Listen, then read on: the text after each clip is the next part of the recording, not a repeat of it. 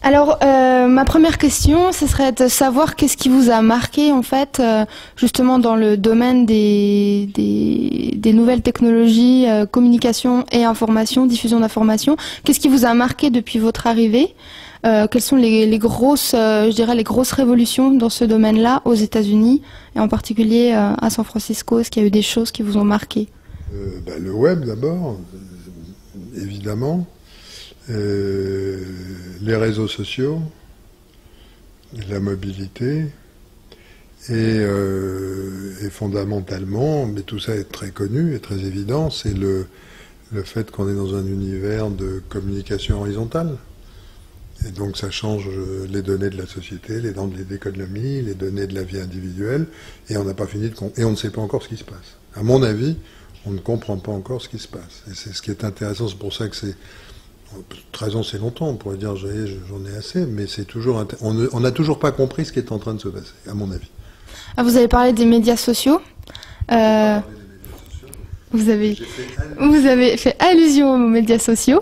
Lesquels en particulier? Est-ce qu'on parle de Facebook, on parle de Twitter, par exemple, de LinkedIn? Moi, je parle des grands trucs qui ont marqué au cours des 15 dernières années. Il n'y a pas beaucoup de noms. Je veux dire, c'est des trucs généraux. Et je trouve même intéressant qu'on puisse en parler en dehors des entreprises. Finalement, Facebook, c'est pas plus intéressant qu'autre chose. Je veux dire, c'est intéressant, Twitter aussi, mais je suis absolument contre le fait de s'obnubiler sur une entreprise et sur quelque chose qui se passe aujourd'hui. Donc, par exemple, les blogs, c'est plus intéressant que Facebook. Non pas parce que Facebook c'est mieux que Facebook, ça n'a rien à voir. C'est parce que les blogs c'est un truc générique, il y a de multiples plateformes, c'est une mode d'expression, c'est quelque chose qui a changé le modèle du broadcast, c'est-à-dire de la diffusion de vers beaucoup de gens. Donc ça c'est un truc social profond qui va très loin et qui n'appartient à aucune entreprise. Facebook c'est un modèle de réseaux sociaux, il y en a plein. Et donc ça ne m'intéresse pas plus enfin c'est plus important en nombre, mais c'est pas. J'essaye de ne pas tomber dans le panneau de dire c'est Facebook, c'est LinkedIn ou c'est Twitter. Tout ça mérite mon plus grand respect et tout ça fait partie du tableau. Mais voilà. J'ai vu sur votre blog, vous avez écrit un article sur Twitter, je crois que c'est hier, par rapport au tremblement de terre qui s'est passé.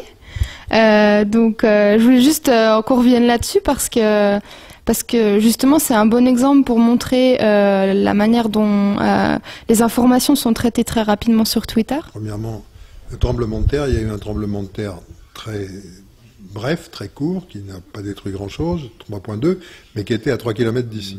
J'ai été sur Twitter, searchtwitter.com, et il y avait déjà 20 messages disant « Tiens, la maison vient de trembler », etc. Ce qui m'a beaucoup impressionné, c'est là où déjà on change de niveau.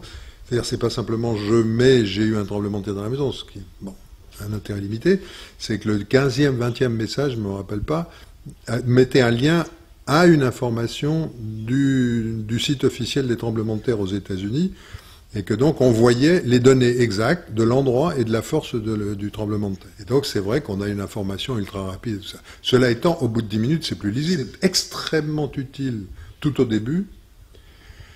C'est extrêmement utile pour savoir ce qui se passe. Et puis au bout d'un moment, ça gère une quantité de conversations qui font que c'est beaucoup moins utile, notamment du point de vue des journalistes. Or, je suis pas sûr que ce soit Twitter qui est le plus intéressant, c'est le microblogging qui compte. Pour moi, d'abord, ça bouleverse complètement la façon dont le journalisme en temps réel est fait, puisque maintenant, on peut avoir des informations pratiquement en temps réel de gens qui sont sur place, qui ne sont pas filtrés et tout ça. Il faut arriver à temps, mais ça, on peut l'avoir. Il n'est pas pensable que dans un an, il y ait un site sérieux d'information qui n'est pas du Twitter ou du Twitter-like, c'est-à-dire quelque chose de comparable, puisqu'encore une fois, je ne crois pas que ça tienne à une entreprise, pour couvrir un événement important, surtout s'il n'est pas prévu. S'il est prévu, bon, et même maintenant, les journalistes qui vont sur un coup, comme par exemple ce matin la conférence des développeurs de Apple, les journalistes utilisent Twitter et les autres gens utilisent Twitter en accès à tout. Là-dessus, les entreprises peuvent s'en servir,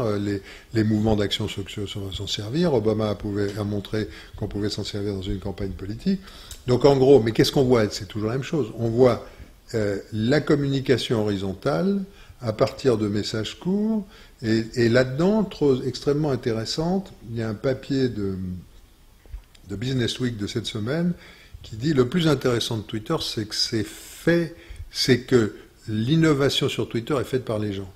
C'est-à-dire que sur Twitter, l'utilisation du caractère arrobase pour signaler un message à quelqu'un, ou le hashtag, les tiny URLs, les URL réduites, tout ça, c'est des choses qui ont été plutôt inventées par les gens. Et donc, l'utilité, Twitter acquiert une utilité extraordinaire qui vient de ce que les gens innovent et de ce que les gens proposent comme utilisation.